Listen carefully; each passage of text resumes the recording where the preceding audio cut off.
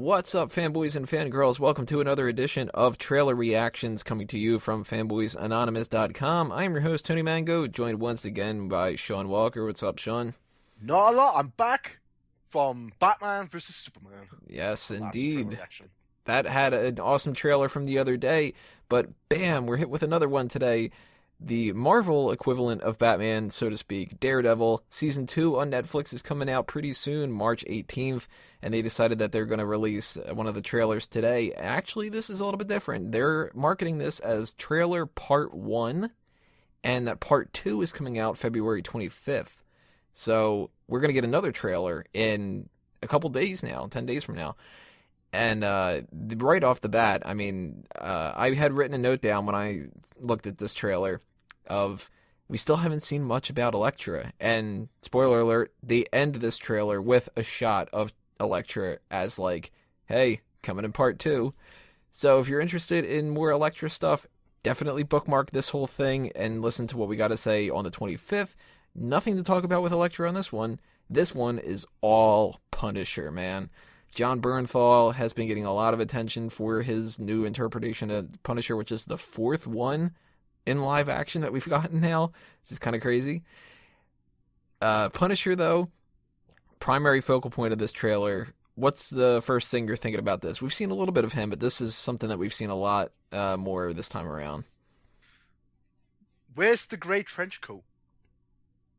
I don't think he's getting the gray trench coat. I don't think that's like something that they really want to keep going all that much from the old Spider-Man animated series, but he doesn't have the skull either.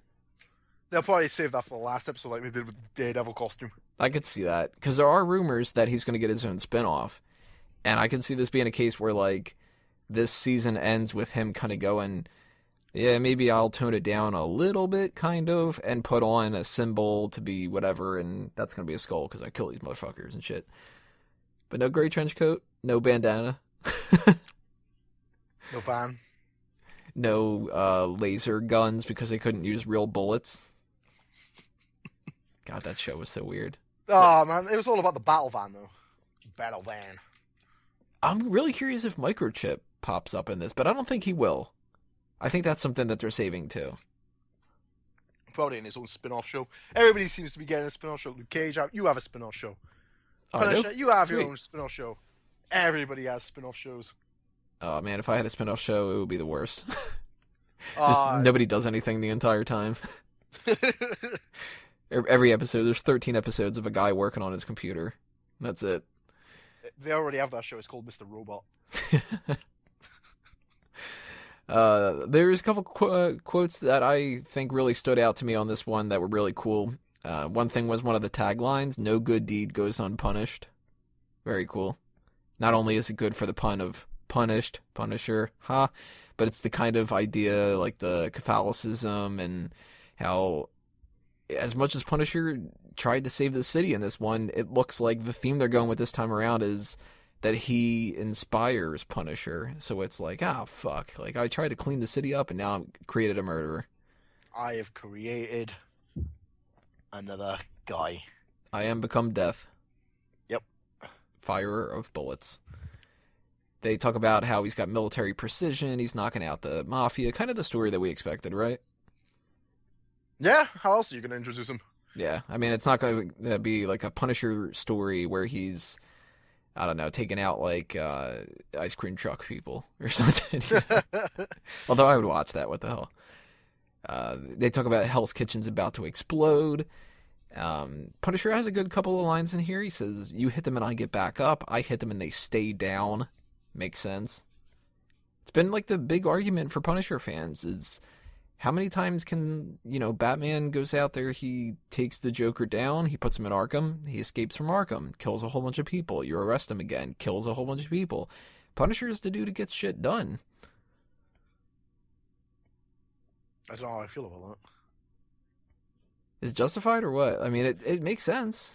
It depends who he's going after. Some people deserve to rot in jail, some people deserve to get shot in the head.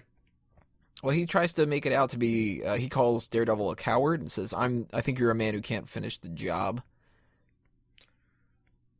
I kind of buy into it. Yeah, you should have finished Fisk off. I would have finished Fisk off personally, but Swings and roundabouts. I'm just happy that they brought back the Reverend. Yeah, he was cool. I think he's going to be like... I mean, they did kill off Ben Urich. Spoiler alert. If you haven't watched season 1... Yeah, then why the hell are you listening to this review of a trailer for season 2? But I was surprised that they killed off Ben Urich, and you know what? I don't know if the Reverend's going to last this season. I think he might be the sacrificial lamb this time around. Reverend definitely knows he's Daredevil, right? Did they say that for sure? I don't know.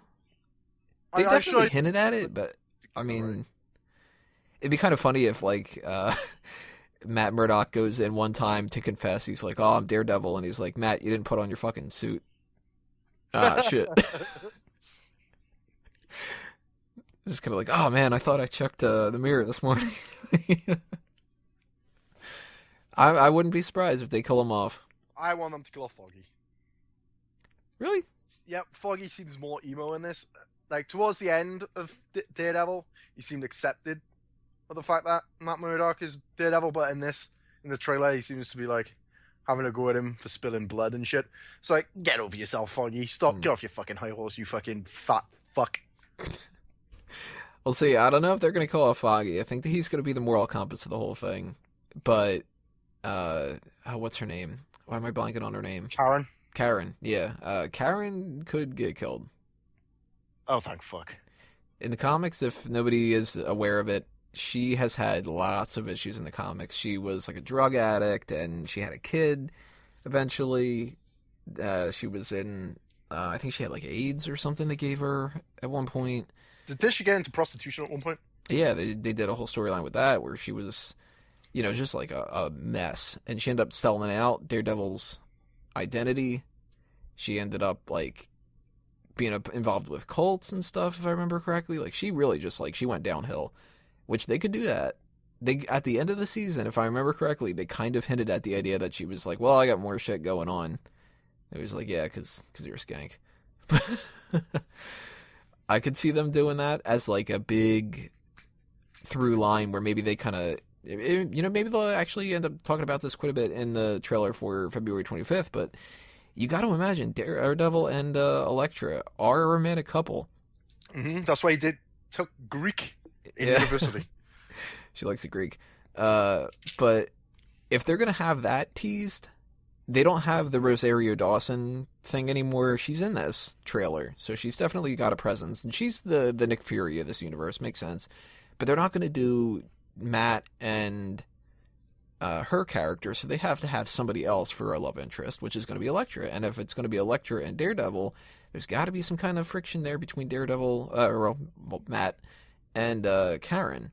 And I could see that being Karen with her whole prostitution and stuff like that. Maybe that past gets brought up, and that's what he goes like, I don't want to be involved in this shit. Or he finds out that she killed Smythe, who wasn't Smythe in season 1. Oh, what was his name? He Wesley? was awesome. Was it Wesley? Yeah, Wesley. That dude was awesome. I wish that guy could have came back. Who was my favorite character other than the Reverend? He probably was my favorite character, yeah, I hope it's not going to be a situation where we're missing him too much, because he was like the dude that held it all together. He was the glue of that season. Yeah, he was definitely the focal point of Fisk. He made Fisk a stronger character from being there. Mm-hmm. And then when they killed him off, it was just Fisk just seemed like an immature child. He's just like, oh man, that was my buddy.